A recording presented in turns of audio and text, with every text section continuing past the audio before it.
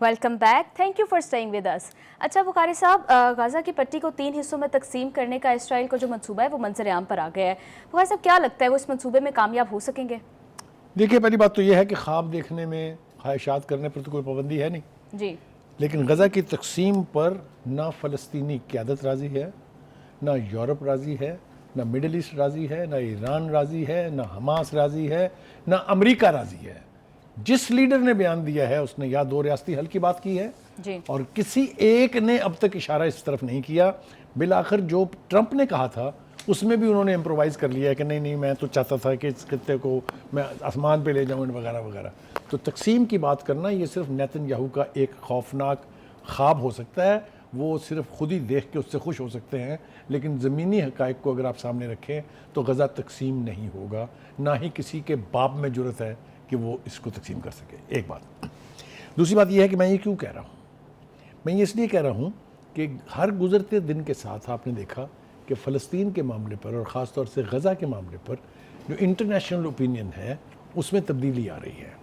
जी। आप तफसील से हम अपने नाज़रीन को बताएंगे। आप बता रही थी मुझे भी ब्रेक में कि बरतानिया के अंदर जो मुजाहरा हुआ है आज, वो उसकी थोड़ी बहुत तफसील आप उनके साथ शेयर करें तो मैं फिर आगे कमेंट करता हूँ।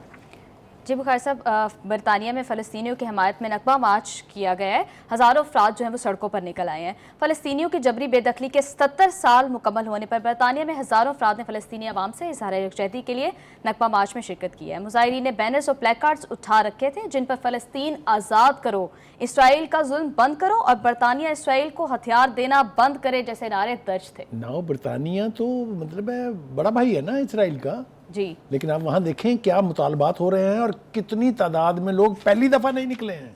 ये मेरे ख्याल से कोई 50वां मार्च है जो बरतानिया में हुआ है। इसी तरह दुनिया के जितने कैपिटल्स हैं वहाँ पर अवाम, आलमी राय आमा is a very strong factor, ये याद रखें जी। अवाम, आलमी राय आमा जिस बरकरफ्तारी से फ़लस्तीनियों के हक़ में गई है, ये मैं समझता हूँ कि उनकी बहुत बड़ी जीत है। रहा गज़ा की तकसीम का सवाल, तो मैंने जैसा कहा कि ख्वाब देखने पर कोई पाबंदी नहीं है। ये ना हमास होने देगी, ना मिडिल ईस्ट की लीडरशिप होने देगी, ना ही ईरान होने देगा। हम खुद भी, पाकिस्तान भी 2 रियासती हल की हद तक तो राज़ी हो गए हैं, लेकिन इस किस्म की किसी तकसीम के हवाले से तसव्वुर करने के लिए भी हम लोग तैयार नहीं हैं। लेकिन बुखारी साहब, एक खदशा है कि ये सारे पाकिस्तान, मिडल ईस्ट, सारे अरब ममालिक, इवन अमेरिका, ये सब यहीं पर थे जब इसराइल गाज़ा में लोगों को मार रहा था और इतने 80% of the Gaza is already killed by the Israel. देखिए, गुजारिश ये है कि इस्लाम दुश्मनी जो है उसके बारे में तो हम अगर उसको मौजू लेके चलेंगे तो कई प्रोग्राम हमें करने पड़ेंगे।